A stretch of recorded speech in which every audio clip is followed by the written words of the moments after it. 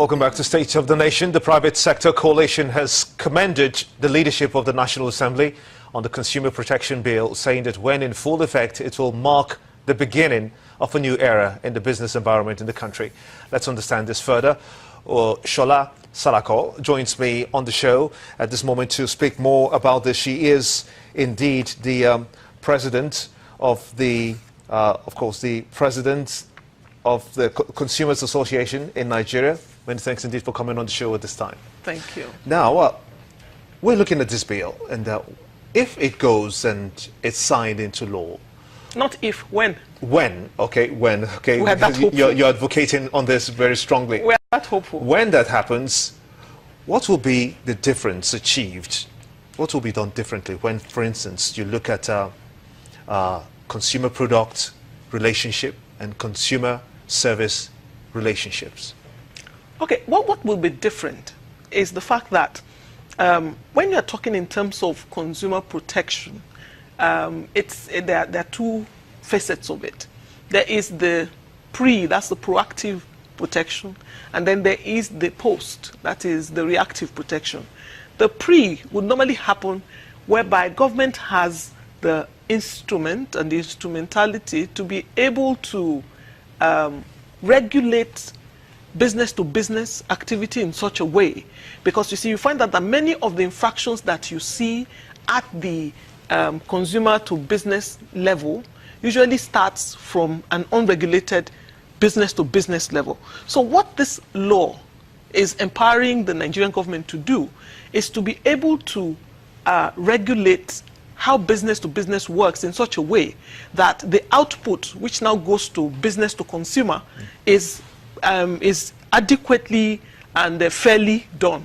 So, for instance, if I, as business A, I can influence the environment in such a way that I don't allow a competitive business to operate in my sector, I become a monopoly of sorts. And so I can exploit the consumer because he doesn't really have choices. So this law actually begins to really give the Nigerian business environment the ability for greater choices, which will eventually impact on the kind of quality of products you get. It will impact on pricing. It gives the consumer options. And that makes the consumer the king. You talked about monopoly, since you've mentioned that. Yes. How will it affect pricing regimes, for instance, especially for products seen to be running that same monopoly? For instance, in the building material sector, we have a lot of those kind of monopolies that are happening. Is this going to address that? Oh, definitely. What is going to happen is that it's not going to be business as usual anymore. The Federal Competition and Consumer Protection Commission is now empowered to actually investigate various sectors and ensure that there are no monopolistic tendencies or abuse of dominant positions. Because, you know, in some markets, you have some brands that by virtue of their size or because they got there first, they are already pretty dominant. And because they have that dominance, they can abuse it in such a way to make it impossible for smaller or other competition to operate effectively in that environment. So how is it meant to affect competitive markets then? That's what we're trying to do. We're trying to create more competitive markets. We're trying to ensure that the fact that you are the #1 in that market and you have gained enough ground does not mean you should muscle out the young and fledgling ones, which is what is happening right now. If you look in the telecoms industry, there is an obvious dominating brand that seems to be... Dominating brands, you mean? Brand, one. There is one that accounts for almost like 50-something percent, 40-something percent of everybody in the markets. And that brand, because of that, can muscle other people out without even trying.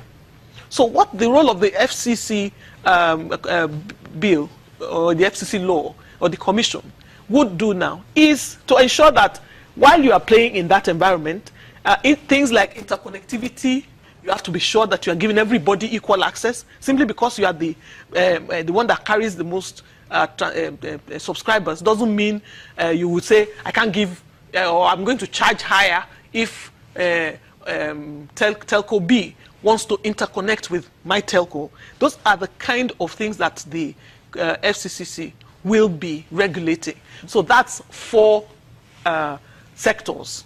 Now, on the consumer side, I was just looking at that because, you know, when we started out with this law, there were so many variations of it. There was about 3, 4, 5 versions of different people wanting to sponsor their own bill. So this bill that we have now is a merger of everybody's opinion, which means it's richer, it's more robust. Yes, and I'm just starting to really look at what made it into the law. You know, we were considering like 4 or 5 bills. And for you, what's the biggest catch? One of the first ones that tripped me is that this law now mandates that every product or service that you put out for sale in the Nigerian market must be priced.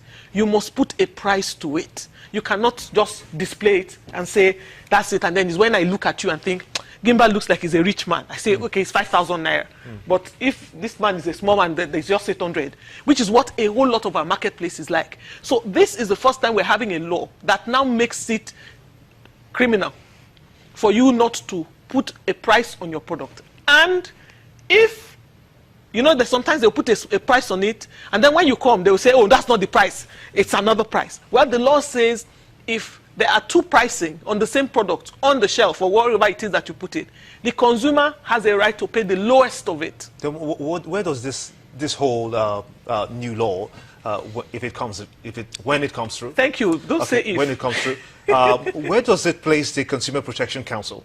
The Consumer Protection Council, in fact, by the virtue of this law being passed, once the president signs this law and it becomes the law of the land, it immediately proscribes the Consumer Protection Consumer Protection Council, the CPC Act of 1992, because this law now has a more comprehensive consumer protection part of it. There are 2 parts to this law. There's the competition part, and then there's the consumer protection part. The consumer protection part takes care of all that CPC is doing and more. So we're now going to have a full-fledged commission that has 2 parts. There has the competition part and then has the consumer protection part. How are they supposed to synergize? Oh, that's already worked out, and I'm sure that there's going to be implementation committees to set that up. But all of it will be under the FCCC now. We now don't have a CPC anymore. We now have an FCCC, which is the Federal Competition and Consumer Protection Commission, instead of just a council. We now have a commission, and so it has more power. It can now sue. It can indict. It can fine, all of which CPC really couldn't do under its laws. So it's a much better. I think it gives consumer protection more teeth. It's not dependent on how we structure and how we implement to determine whether we will really bite. But right now, we are more empowered. Well, thank you. That's a good place to end it. Thank you so much indeed. Shola Salako, she is the President, Consumer Advocacy Foundation of Nigeria, CAFON.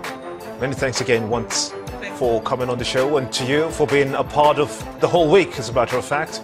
See you next week for a fresh package. I'm Gimba Omar. Bye for now.